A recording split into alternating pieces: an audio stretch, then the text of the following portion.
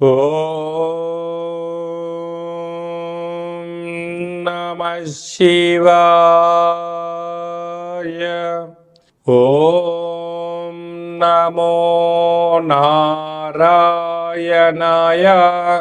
కర్మ నివారణ, నరదృష్టి నివారణ, కాళభైరవాయై నమో నమః. ఓం కాళకాలాయ విద్మహే కాళాతీతాయ ధీమహి తన్నో నరదృష్టి నివారణ కాళభైరవ ప్రచోదయాతు.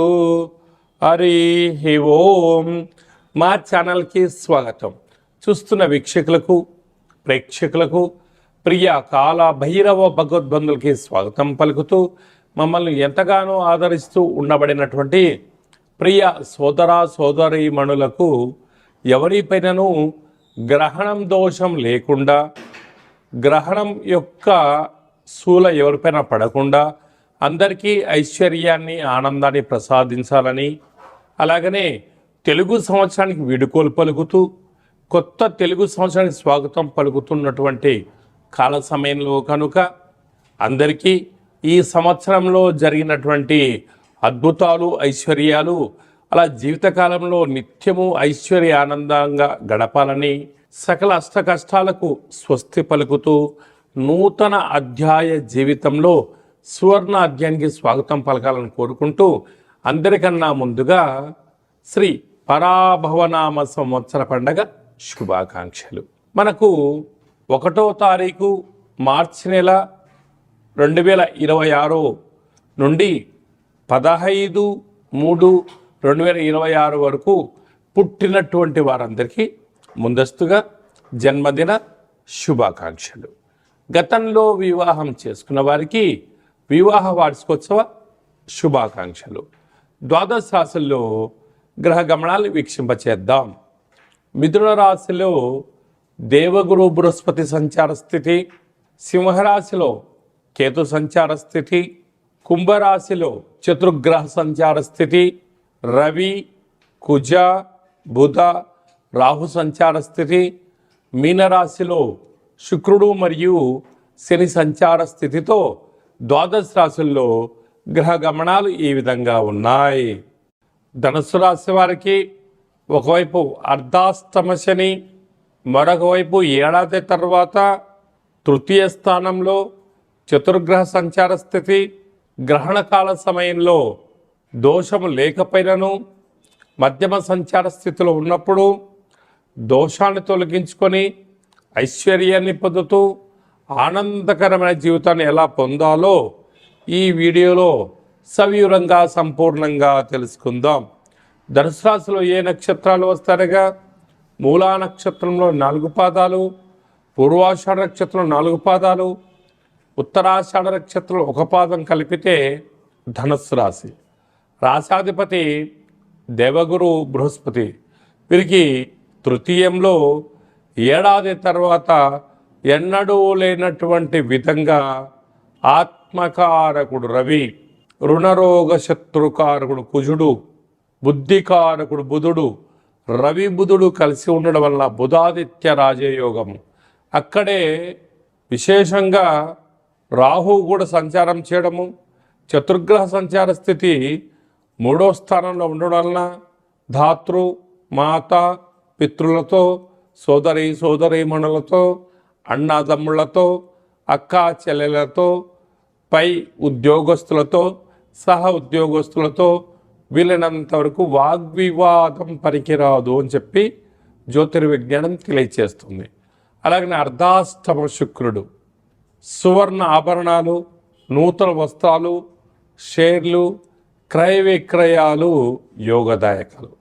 అక్కడే శని భగవానుడు జలరాశిలో ఉన్నప్పుడు స్వదేశంలో ఉన్న, విదేశాలలో ఉన్న ఆహార ఉత్పత్తులు, ఎక్స్పోర్ట్స్, ఇంపోర్ట్స్ స్వల్పమైనటువంటి ఆరోగ్యంగా కాపాడుకోగలిగితే మీకన్నా అదృష్టవంతుడు ఎవరు లేరు అని చెప్పి గమనించగలగాలి. సప్తమంలో గురు సంచార స్థితి ఉండడం వలన వివాహ ప్రయత్నాలు కలిసి రావడం, దూరవాయు జల ప్రయాణాల్లో ఆకస్మిక ధనలాభం కలగడం, ఉన్నతమైన రాజగౌరవాన్ని పొందడం, ఉద్యోగం పిలిచి ఇవ్వడం, ఉద్యోగాల ప్రమోషన్స్ లాంటి అదృష్టం మీరు పొందబోతున్నారు. అదే భాగ్యస్థానంలో కేతు సంచార స్థితి, భార్యాభర్తల మధ్య అన్యోన్యత, అనేక రకాల కార్యక్రమాల్లో ముందు చూపుతో మీ యొక్క విజయానికి మీరే తొలిమెట్లు వేసుకోవాలి. గ్రహణకాల సమయంలో దోషం లేకపోయినను గ్రహణ పట్టు స్థానము, గ్రహణ తదనంతరం విడుపు స్థానమును ఆచరింపచేసి శక్తి కలిగితే రుద్రాభిషేకం చేసుకొని ఆ యొక్క మహాదేవుడి యొక్క స్మరణ వలన దోషాలు తొలగించుకొని ఐశ్వర్యం కలుగుతుందని చెప్పి కూడా గమనించాలి. మార్చి నెలలో ప్రథమార్థంలో ముఖ్యమైన పండగల గురించి క్లుప్తంగా, సవివరంగా, సంపూర్ణంగా తెలుసుకుందాం. మనకు 3వ తారీఖు 3వ నెల 2026వ సంవత్సరంలో మనకు చంద్రగ్రహణం జరుగుతుంది.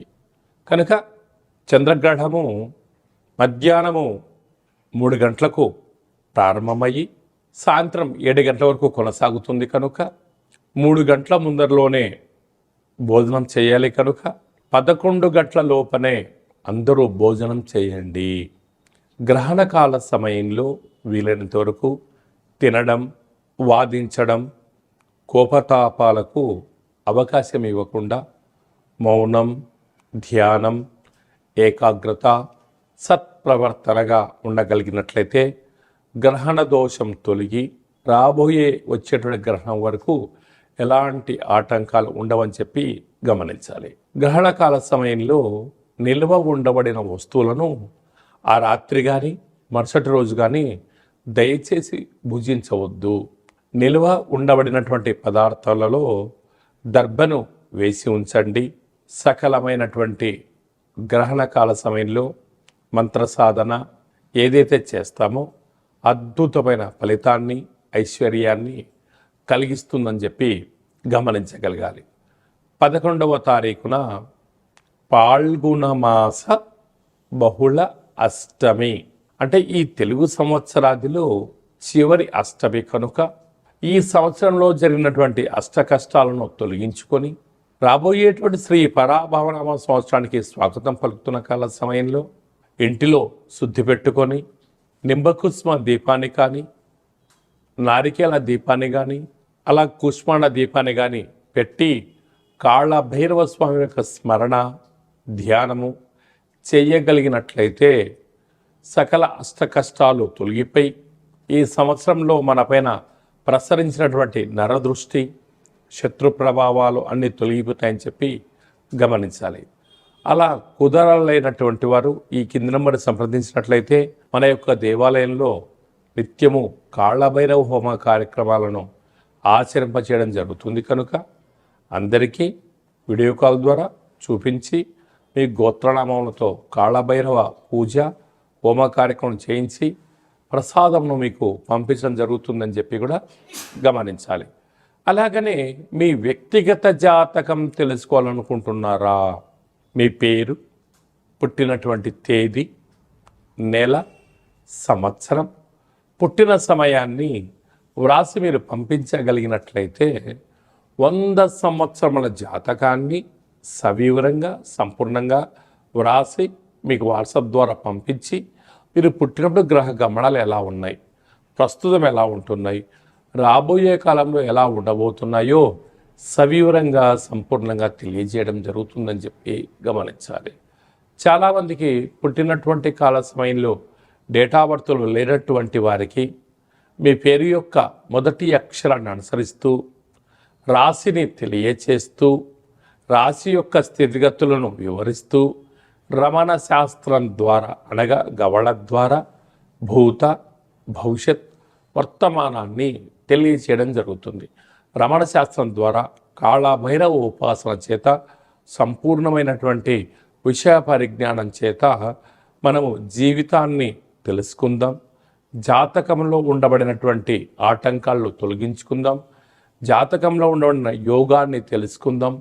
ఆనందకరమైన జీవితాన్ని పొందుదాం అనేటువంటిది చిన్న విన్నపం. కనుక ఈ కిందిని మనం సంప్రదించి అపాయింట్మెంట్ తీసుకొని సంప్రదించగలరు.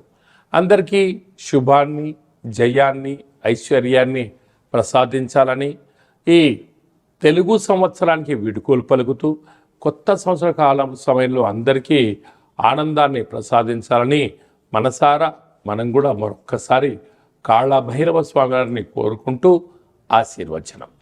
శతమానం భవతి శతాయ పురుష సతేంద్రియ ఆయుష్యేవేంద్రియే ప్రతిష్టతి ధనం ధాన్యం బహుపుత్రలాభం శత సంవత్సరం దీర్ఘమాయు సర్వే జనా సుఖినో భవంతు లోకా సమస్తా సుఖినో భవంతు సర్వం కాళభైరవ దేవతార్పణమస్తు. హరి ఓం. ఈ వీడియో మీకు నచ్చినట్టయితే మా ఛానల్ని సబ్స్క్రైబ్ చేసుకోండి, లైక్ చేయండి, షేర్ చేయండి. భగవద్బంధులకు మిత్రులకు స్నేహితులకు చేరవేసి హిందూ ధర్మాన్ని కాపాడండి.